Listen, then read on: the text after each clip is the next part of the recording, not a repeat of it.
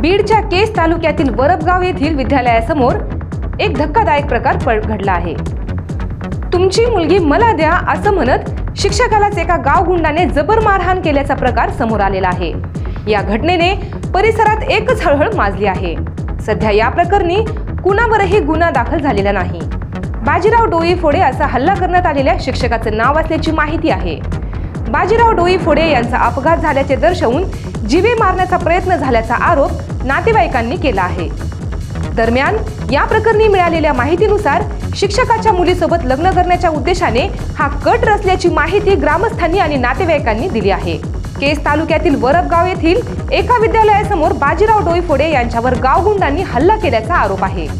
हा सारा प्रकार बंदुकीच्या धाकावर करण्यात आलेला आरोप आहे। त्यानंतर गावगुंड यांनी या शिक्षकाच्या गाडीवर थेट ट्रॅक्टर घातला। यामध्ये गाडीचा चक्काचूर झाला, तर शिक्षक बाजीराव डोईफोडे हे या हल्ल्यात गंभीर जखमी झाले आहेत। त्यांच्यावर बीडच्या खासगी रुग्णालयात उपचार सुरू असल्याची माहिती आहे। या घटनेबाबत नातेवाईकांनी संताप व्यक्त केलेला आहे। गेल्या काही दिवसांपासून बीडमध्ये वारंवार अत्यंत भयंकर असे गुन्हे घडताना दिसत आहेत। 4 महिन्यांपूर्वी मस्साजोग गावचे सरपंच संतोष देशमुख यांच्या हत्या प्रकरणाने संपूर्ण राज्य हादरून गेले।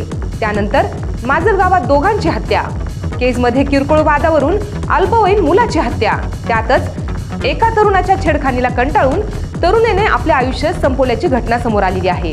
हे सारं सुरू असतानाच आता बीडमध्ये आणखीन एक भयंकर घटना घडल्याने बीडमध्ये कायदा सुव्यवस्था कशी राखली जाणार हा मोठा प्रश्न निर्माण झालेला आहे।